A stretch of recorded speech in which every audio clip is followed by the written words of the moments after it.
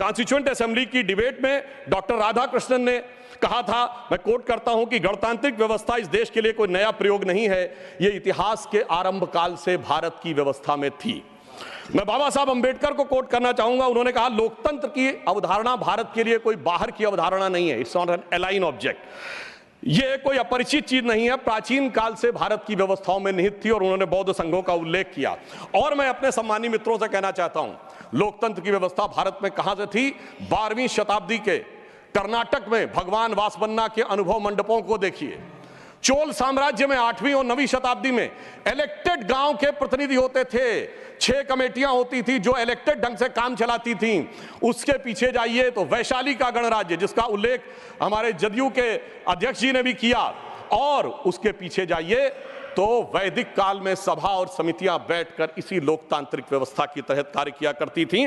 तो बाबा साहब अंबेडकर जो ड्राफ्टिंग कमेटी के चेयरमैन थे, अगर उन्होंने इन सारी परंपराओं के चित्र उसमें रखे हैं, इसका अर्थ हुआ कि भारत की डेमोक्रेसी मूल रूप में वहां से आती है। वैसे मैं एक और चीज कोट कर दूं, भारत रत्न पूर्व राष्ट्रपति डॉक्टर प्रणब मुखर्जी जी ने भी जून 2018 में आरएसएस हेडक्वार्टर पे अपने भाषण में कहा था कि भारत ही लोकतंत्र का मूल है और वैशाली का गणराज्य विश्व का पहला गणराज्य था। अब मैं बताना चाहता हूं कि हम भारत कैसा है, क्योंकि हमारे विरोधी लोगों को थोड़ा विदेश की बात ज्यादा समझ में आती है, तो देश क्या कहता है उससे ज्यादा समझिए विदेश क्या कहता है। और मैं सिर्फ 2 ही बड़े लोगों के नाम लूंगा। चाइना, मैं कहता हूं कोई भी जाके चेक करे, चाइना में एंशिएंट चाइनीज में भारत का नाम क्या है? ट्यानजाओ, TIANZHOU। जाओ शब्द वहां पर केंद्र के लिए प्रयोग होता है, जैसे हमारी भारत में पुर, जयपुर, नागपुर, कानपुर वगैरह वगैरह। अब ट्यानजाओ अगर आप जाके आज सर्च करेंगे तो विकिपीडिया में कुछ उन्होंने घपला कर रखा है, सीधे सीधे लिख के नहीं आता, पर चाइनीज भाषा की डिक्शनरी में जाइए, TIN, ट्यान का अर्थ है हेवन और जाओ का अर्थ है केंद्र। तो चाइना के एंशिएंट में माना जाता था भारत क्या है? It is the centre of heaven. Ancient Japanese में भारत का नाम है Tenjiku, that is the centre of heaven. और ये कहते देश ही नहीं था।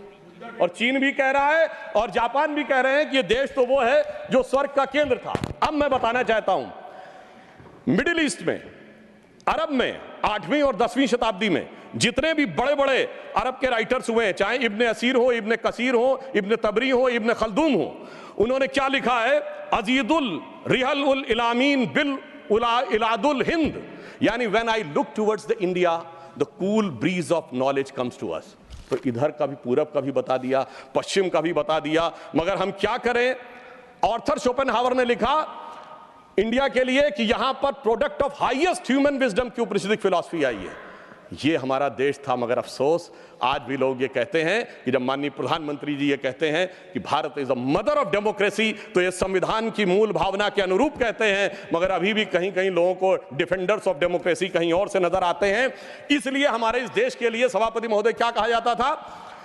गायन्ति देवः किल गीत कानी धन्यास्तुते भारत भूमि भागा स्वर्गापवर्गास्पद भाग हेतु भवंति भूयः पुरुषा सुरत्वात्। अर्थात ये भारत भूमि धन्य है, देवता जिसकी स्तुति में गीत गाते हैं, क्योंकि स्वर्ग में रहने के बाद भी मनुष्य के रूप में जन्म लेने को यहां लालायित रहते हैं, क्योंकि हम मोक्ष भूमि है। और वैसे ऑन द लाइटर नोट मैं कहना चाहूंगा, जो लोग मानते नहीं है कि भारत डेमोक्रेसी कि वो कहते हैं इंग्लैंड के मैग्ना कार्टा 1215 से आया था, वो इंग्लैंड को मानते मदर ऑफ डेमोक्रेसी।